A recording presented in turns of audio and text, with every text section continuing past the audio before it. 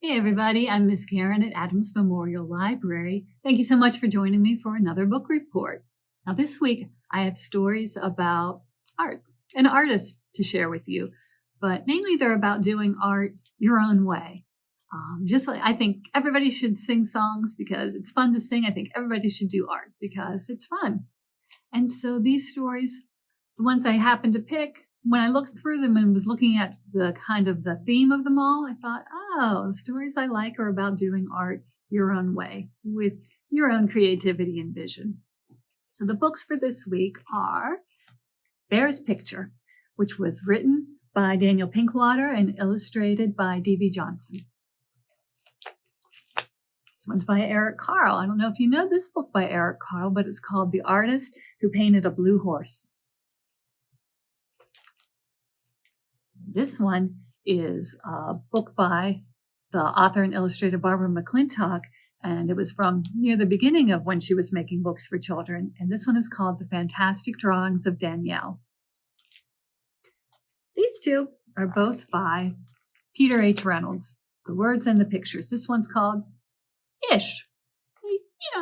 It's close. It's, like book-ish. And this one is called Sky Color. And the last one is the Scraps book, Notes from a Colorful Life by Lois Ehlert. And Lois Ehlert was a famous illustrator, and maybe you would know some of the books she did. She did Chicka Chicka Boom Boom, Planting a Rainbow, Snowballs. So some of the art in here might look familiar because maybe you've seen these other books that she did. And in this book, she tells you about how she created her art and where she gets her ideas. And I think that's always fun. So let's look at these a little bit more. In this first one, Bear's Picture, an artist gets ready to paint, as artists do. Has canvas, has a lot of paints, brushes. So Bear wanted to paint a picture. And first did an orange squiggle, then put in some blue. Thinks that looks pretty nice, but there's always a critic around. In this case, there are two fine, proper gentlemen were just walking by when they said, look at that, a bear painting a picture. Why, bears can't paint pictures. The bear says, well, why not? Why can't a bear do anything it'd like? And they say, because bears don't do that. Bears don't paint pictures. And besides, it's a silly picture. No one can tell what it is. And Bear says, I can tell. So Bear keeps painting. The two fine, proper gentlemen keep commenting on what he's painting. So if you check this book out from the library, you can see if you can tell what Bear's painting, if that's how you would paint something the same way, and what happens to the two fine, proper gentlemen, if they come to appreciate his art or not. Now this one, the artist who painted a blue horse. If you see Brown Bear, some of the Eric Carle pictures are not necessarily the colors that you usually see. Like a purple cat, you might not see. How about a blue horse? In this story, this person says, I am an artist and I paint a blue horse. I have never seen a blue horse in real life, but I think this is beautiful. I'd love to see one. So what else does the artist paint? A blue horse, a red crocodile, a yellow cow. Why not? When it's your painting, you can paint it any way you'd like and use any colors that you would like. But Eric Carle said this book is an homage to a German artist named Franz Marc. And this is a painting by that German artist. And it says when Eric Carle was little and in school in Germany, the teacher said, I like your art style. I really like how you draw and paint and create your pictures. And I'm not supposed to tell you about this artist, but I will tell you that your art reminds me of this artist named Franz Marc. And if the teacher hadn't told Eric Carle when he was little about this this artist, and how he did things in different colors and different styles and made it not necessarily look exactly like a horse, but anybody looking at that knows that's a picture of a beautiful, beautiful horse, even if you've never seen a blue one in real life. Carle said if the teacher hadn't told him that, then maybe he would never paint any of the pictures the way he did. So if you would like to see what else the artist paints in this, what does he do with his dog and his cat and other things? Can you imagine? If you can imagine it, you can paint it. And that's what Danielle does in this story. So can you see on here? This takes place in Paris, in France, and it's a long time ago when Danielle lived with her father, who was a photographer. But this time, you don't have cameras on your phones. You had big old-fashioned cameras. And that's what Danielle's father used. And he painted pictures, or he took pictures. He took photographs with his camera. But Danielle loved to draw. And she didn't necessarily draw things. Her birds and frogs don't maybe look exactly like birds and frogs do. For example, her frog has wings and her bird has a lovely jacket and top hat. So her father says, I don't really understand why you paint your pictures that way. He loved her, but he just didn't quite understand her vision. He took pictures of real scenes. So he's taking a picture of this scene. It looks kind of like it might be late fall, early winter. It's a little bit gray outside. There are no leaves on the trees. So Danielle decides she's going to draw exactly what Papa is taking a photo of. But instead, hers came out a little bit different. So, for example, she filled the trees with roses, which I think is very pretty. A lady was walking a dog, which then turned into a fish. And actually, the ladies and the gentlemen who are out walking all changed into animals.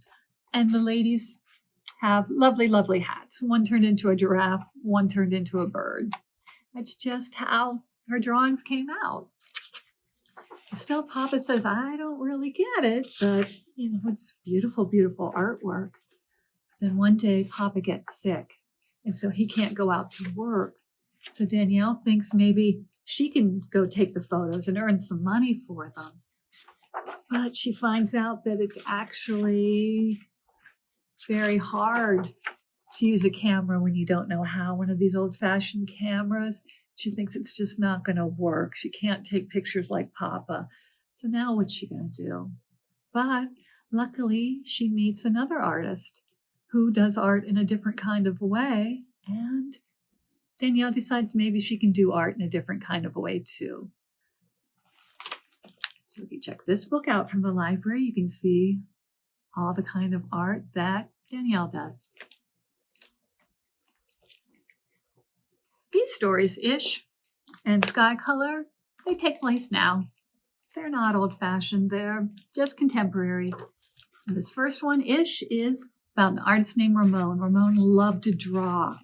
He draws stuff all the time, day and night. He's always thinking about it. He's always drawing stuff.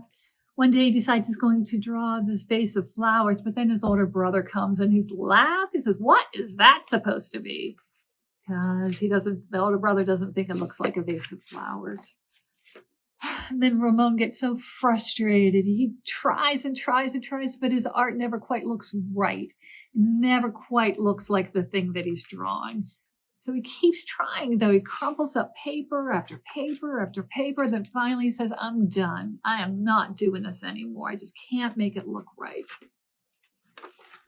Then his younger sister comes and takes one of his crumpled drawings away. And when he goes to see what she was doing with it, he sees that his little sister, whose name is Marisol, has saved a lot of the drawings that he threw away, and she's put them up on her wall because she really likes them. She says, I love this. He says, but it doesn't look like a vase of flowers. And she says, well, it looks vase-ish. It's kind of just your interpretation of a vase of flowers. It doesn't have to look exactly like the vase of flowers because it's your interpretation. It's your idea. And you can still tell. So then Ramon decides, well, maybe that's just his art style. Maybe he can do things that are tree-ish or house-ish or boatish. They kind of look like it, but it's done in a different style because not all artists are the same. And so finally, Ramon finds out how to do his own art. And then this next story, Marisol's always understood how to do art, and she thinks everybody should be doing art. So she gives her friends art supplies. She wants everybody to be doing art because she loves it and wants everybody else to love it too. She hangs her pictures up on the refrigerator. She paints all the time. As I said, she gives her friends art supplies so they can paint too. So on the day that her teacher says they're going to make a big mural, great big painting together as a class, Marisol is very excited. All of her classmates are excited. They're all talking about what they'll paint, and Marisol says, I'll do the sky. But when she goes to get some paint, so what color would you need for the sky? Blue, right? Blue sky? She finds there's no blue paint. How can there be no blue paint? She doesn't know, but now what's she going to do? How is she going to paint the sky without any blue paint? Well, when she's riding the bus home, she sees when the sun's starting to go down, the sky's not quite blue. And then when she looks later, thinks, the sky's not blue then either. And on a rainy day, still no blue sky. So she realizes that an artist can look at things a little bit deeper, a little more carefully, and decide that maybe sky color can be something different altogether. Now, in Lois Ehlert's story, she talks about how she became an artist.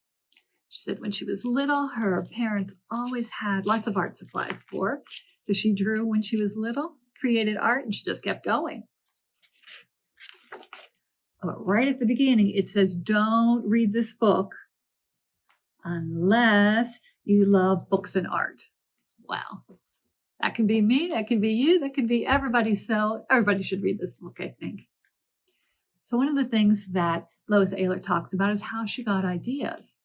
She said one day she was at an aquarium, big aquarium at the zoo, and she saw some fish, and that gave her an idea. So she stopped to sketch the fish that she saw. She had her notebook with her. She sketched the fish so she would remember the idea when she got home.